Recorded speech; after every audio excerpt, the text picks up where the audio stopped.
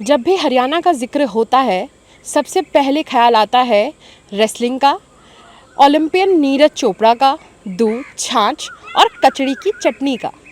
पर कभी किसी ने सोचा था कि हरियाणा जैसे एक वेजिटेरियन स्टेट में हर गांव में कम से कम 5 फार्मर फिश फार्मिंग कर रहे हैं।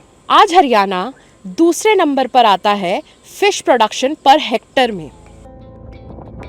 More than 5,000 farmers across Haryana are now part of a flourishing industry. Katla, Rohu, Mrigal, Pangas, Shrimp and Singhi from Hisar, Sirsa, Bhiwani, Rohtak, Karnal are finding customers in Japan, US, China and different markets across India. The state now ranks second in average annual fish production per unit area in the country. Haryana's annual fish production stands at 11,000 kg per hectare, whereas the national average is 3,000 to 5,000 kg per hectare. The landlocked state with a primarily vegetarian population isn't an ideal location for pisciculture to thrive, but farmers have decided to look beyond wheat, bajra and mustard. Raveen Kumar was a milkman when he heard about fish farming from his friends a few years ago. He used to earn 15,000 a month, now his profit is 17 lakh a year. Ma'am ये fish farming है और शुरुआत में मैंने 2021-22 में 1.5 एकड़ में किया था और आज 2025 में हम ये 8 एकड़ में इसकी खेती कर रहे हैं। क्या क्या मछलियां हैं इसमें? मैम इसमें गोल्डन, राहू, कतला, पंगास और सिंगी और अपना ये ग्रास, यानी इसमें टोटल मैम 5-6 किस्म की मच्छी है। शुरुआत में ये 7 से 8 लाख रुपए प्रॉफिट था 2021-22 के, तो आज 2025 में कम से कम 34-35 के आसपास है। 24 में, हाँ जी। 2024 में मैम ये 34 से 35 लाख के आसपास टोटल इनकम है और जिसमें प्रॉफिट है मैम 17-18 लाख रुपए। इस साल आप कितना प्रॉफिट एक्सपेक्ट कर रहे हैं? Ma'am 20 lakh plus. Farmers like Kuldeep Singh are also venturing out in shrimp farming industry. Kuldeep started white shrimp farming in 2021. He suffered losses in 23 because of a global market crash. However, he is back again.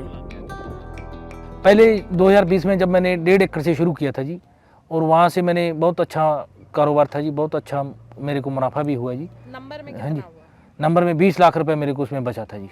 20 lakh रुपए। हाँ जी। और उसके बाद फिर मैंने 7 एकड़ और लेके उसके अंदर फार्मिंग शुरू किया जी, और 2 साल मतलब इसमें करते हुए हुआ जी। उसमें 2 साल के अंदर रेट अच्छा नहीं मिला, ग्रोथ नहीं अच्छा हुआ झींगे का। 21 और 22 में जी। 21 और 22 में नहीं 22 और 23 में आ गए जी। 22-23 में जी आपको रेट अच्छे नहीं मिले जी। उसमें मेरे को घाटा लगा जी बहुत। कितना घाटा हुआ आपका? मेरे को 50 लाख रुपए घाटा लग गया जी। अच्छा, फिर मैंने 1 साल उसको बंद कर दिया जी। फिर अब मैंने उसको दोबारा शुरू किया है 2025 में जी। आपने दोबारा क्यों शुरू किया इसको? दोबारा अब मैंने कोशिश तो होती है हर इंसान की जी, भी आगे चलेंगे, इसमें जो घाटा है तो इसी से निकलना है जी, और तो कोई कारोबार है नहीं जी। आपका अकेला सिर्फ व्हाइट श्रिम्प फार्म? हाँ, व्हाइट श्रिम्प फार्म का काम है। इसके पहले आप क्या करते थे? मैं फार्मिंग करता था जी। क्या फार्मिंग करते थे? मैं मतलब कणक, नरमा, बीज बिजाई की खेती बाड़ी करता हूँ जी। वहाँ पे आपको कितना मुनाफा होता था? वहाँ पे कोई मुनाफा नहीं होता जी। नहीं होता था? अभी हम जैसे आप देख ही रहे हो, अभी नरमा मैंने बिजाई कर दिया, इतनी गर्मी है वो जल रहा है जी। Haryana faces the challenge of salty groundwater affecting regular agriculture, but shrimp farming is thriving on this very factor. The salty water provides a suitable environment for shrimp growth. The state is producing more shrimps than Punjab, its biggest competitor in North India. Sirsa alone is farming on 1,700 acres of land, whereas the whole of Punjab has dedicated around 1,300 acres. Sirsa is contributing around 1/3 to the entire state's shrimp production. One such farmer couple, Sumitra and Rajendra from Sirsa, have earned lakhs as their profit in past few years. ये मैं actually क्या है कि lockdown की वजह से हमारा जो सिरसा में शहर में थोड़ा काम था वो लगभग बंद सा हो गया था।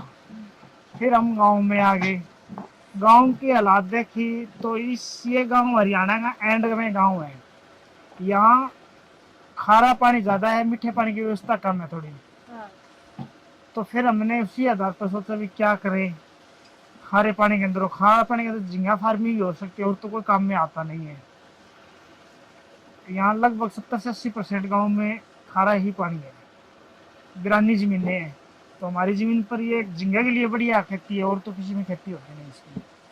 फिर हमने ये थोड़ा सोशल मीडिया से जिला मत्स्य विभाग का जो दफ्तर है फिशरी डिपार्टमेंट का, वहाँ से जगदीश GDFO है, उनसे जाके मिले।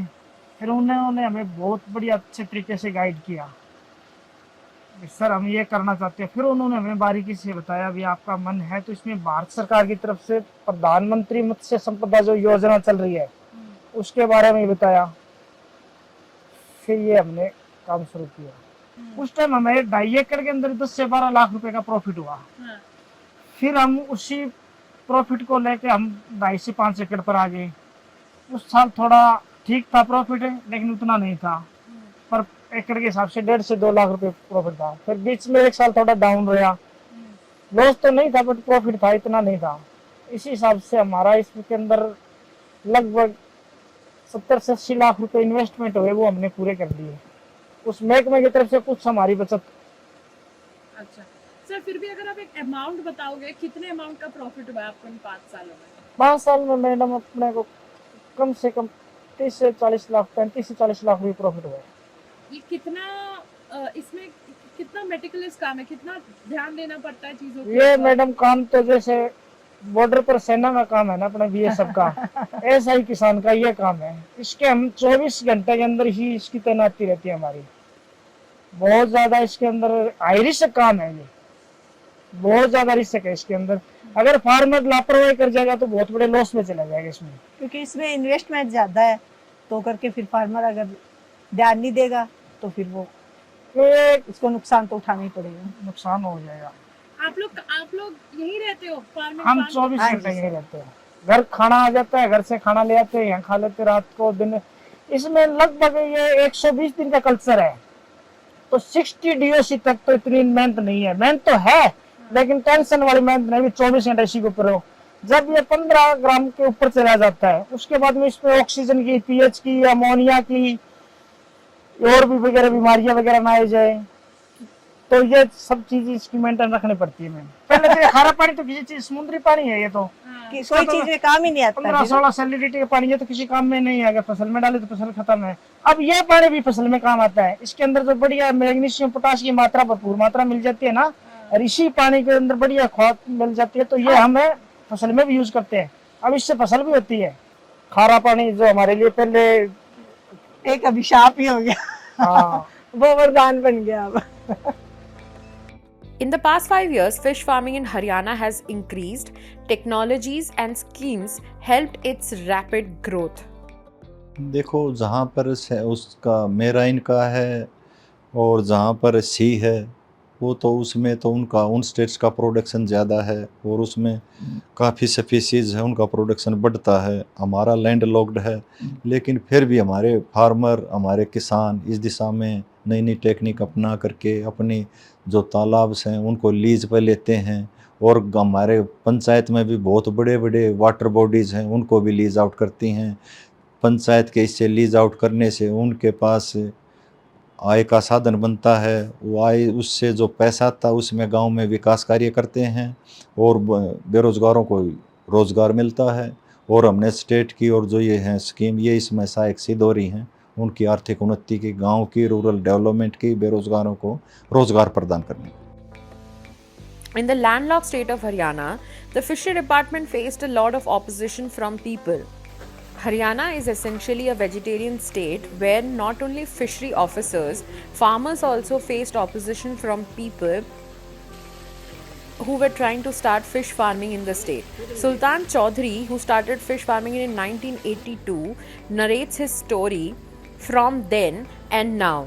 His farm is spread across 30 acres in Butana village of Karnal district. जब हमने शुरू किया उस टाइम तो हमारे को खूब गालियाँ पड़ती थी। आज हर मछली, हर आदमी बीमार है, सबको डायबिटीज़ है, सबको अटैक की प्रॉब्लम है। डॉक्टर सबसे पहले उस आदमी को यही बोलता है मछली खाना शुरू करो। अब हर आदमी सोचता है भी हम कहीं ना कहीं से मछली मिल जाए और मछली खाना शुरू करें।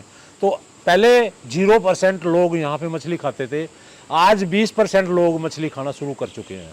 धीरे धीरे ये 100% तक हो जाएगा 2-4 साल के अंदर, क्योंकि हमारे जो दूसरे खाने हैं ना, जो हम डेली खाना खाते हैं, इवन दूध भी, उसमें भी हमारा पेस्टिसाइड आया हुआ है। एक मछली ऐसा प्रोडक्ट है जो ऑर्गेनिक के नाम पे हम 100% इसकी गारंटी दे सकते हैं ये ऑर्गेनिक है।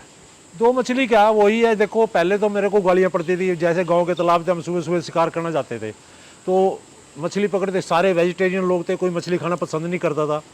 अब वही लोग बीमार हुए, बूढ़े हो गए, बूढ़े होने के बाद डॉक्टर के पास गए, डॉक्टर ने उनको सलाह दी भी मछली खाओ डेली 100 ग्राम, और मछली खाओगे तभी आपका डायबिटीज़ और ये अटैक की बीमारी जो है ये तभी ठीक रहेगी जब आप, क्योंकि ये ओमेगा 3 फैटी एसिड होता है इसके अंदर।